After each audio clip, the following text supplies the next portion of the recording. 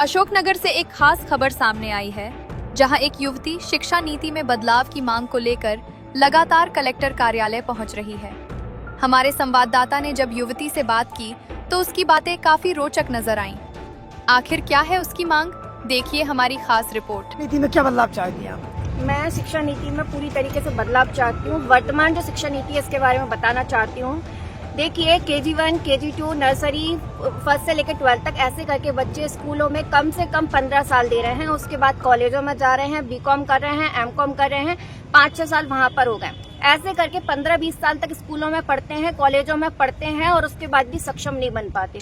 लाखों रुपए जो वो इन्वेस्ट करते हैं अपनी पढ़ाई लिखाई में, और यही सारे स्कूलों में जाते हैं जिनमें उन्होंने पढ़ाई करी 2-3 हजार की नौकरियों के लिए। इस तरीके से डिग्री इकट्ठे करके आप पैसे नहीं कमा सकते। कई लोग ऐसा डिग्री इकट्ठी के लिए 50,000 रुपए महीने भी कमा रहे हैं, 1 लाख रुपए महीने भी कमा रहे हैं, सैलरी है। तो वो बाहर जा रहे हैं, नौकरियां कर रहे हैं। इधर पे इतनी वो नहीं है सुविधा कि लोग नौकरी कर सकें। अशोकनगर शहर की बात कर रही हूँ, और हर कोई इतना सक्षम नहीं बन पा रहा कि वो पैसे कमा सकें। लाखों लोगों में से 2-4 लोग ही हैं जिनको नौकरियां मिल पा रही हैं, जो अच्छे उस पर पहुंच पा रहे हैं। मुझे ये समझ में नहीं आ रहा, हम इतने साल पढ़ाई लिखाई कर रहे हैं, उसके बाद भी हमें जरूरत पड़ रही है कि हमें नौकरी दे दे कोई। हम नौकरियों के लिए परेशान हो रहे हैं। हम क्यों अपने आप सक्षम नहीं बन पा रहे? इतने साल पढ़ने के बाद इतना सक्षम बना दिया जाना चाहिए बच्चों को, जिससे कि वो अपना खुद का व्यापार कर सके। तो अभी आपने ये आवेदन दिया है, कितनी बार आप आवेदन दे चुके हैं और किस किस को दे चुके हैं? देखिए, ये जो काम है वो नेता लोगों का है। जो कानून व्यवस्था है हमारी, वो इस तरीके से डिजाइन की गई है कि जो पावर है कानून बनाने की वो नेताओं के पास में है, और कानून को फॉलो करने का काम है जो शिक्षा मंत्री वगैरह जो है वो लोग ही इस चीज को चेंज कर सकते हैं। जो कानून का फॉलो करने का काम है वो गवर्नमेंट का है। जैसे कि मान लीजिए इधर पर जो कलेक्टर वगैरह है वो रूल को फॉलो करवाते हैं, लेकिन मैं रूल को बनवाना चाहती हूँ, इस रूल को पूरा चेंज करवाना चाहती हूँ। ये जो वर्तमान शिक्षा नीति है, CBSE board, MP board, UP board, ये पूरे अलग अलग टाइप की पढ़ाइयों को बंद करके पढ़ाई को एक ब्रांड बना दिया गया। इस तरीके से बंद किया जाए। साथ में 2 और 2 4 ही होगा। इसमें कोई सा स्कूल वाला अलग से 8 नहीं पढ़ा सकता। जो एक शिक्षा है वो व्यवस्थित कर देनी चाहिए। हजारों किताबें पढ़ने से अच्छा अभी वर्तमान शिक्षा नीति जो चल रही है उसमें क्या होता है, 1 साल में एक कोर्स खरीदा जाता है, बुक लाते हैं, 2-4 पन्ने पलटाते हैं, फिर वो अगली साल रद्दी वाले को दे देते हैं, फिर दूसरा कोर्स लेकर आते हैं, 2-4 पन्ने पलटाते हैं, फिर उसके बाद रद्दी वाले को दे देते हैं।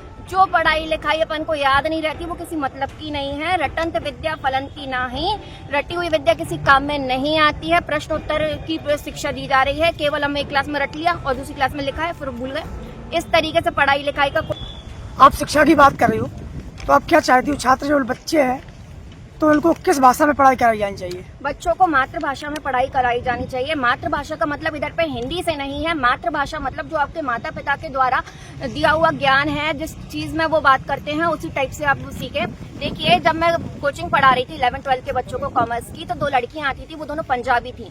उनको जब मैं हिंदी में पढ़ाती थी तो या इंग्लिश में उनको बताती थी तो उनको इतने अच्छे से समझ में नहीं आ पाता था। तो एक बहन जो है वो दूसरी बहन को उस चीज को पंजाबी में ट्रांसलेट करके समझाती थी, वो जल्दी समझ जाती थी।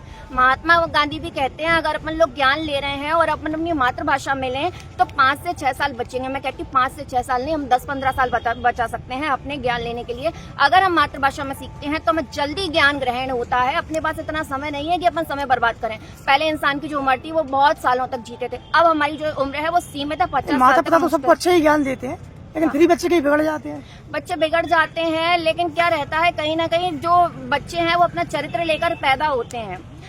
फिर भी हम उनको जितना हो सकता है अच्छे संस्कार देने की कोशिश करें। क्या है कि धार्मिक शिक्षा जो धर्म है विलुप्त हो चुका है, इसके द्वारा अधर्म बढ़ रहे हैं। हम लोग बच्चों को धार्मिक शिक्षा नहीं दे रहे हैं। काम, क्रोध, लोभ, मद, मत्सर, मोह, ये जो 6 विकार हैं, ये जब तक नहीं जाएंगे, जब तक हम बच्चों को धार्मिक शिक्षा नहीं देंगे। हम बच्चों को केवल विदेशी ज्ञान दे रहे हैं, जिसकी वजह से हमारा भारत बर्बाद होता जा रहा है। अगर हम बच्चों को श्रीमद् भगवत गीता बताएं तो उनको बताएं कि जो ईर्ष्या है उसकी वजह से कितना बड़ा महाभारत का युद्ध हो गया। तो हमें बच्चों को बताना पड़ेगा कि भैया आपस में भाई आपस में प्रेम से रहो।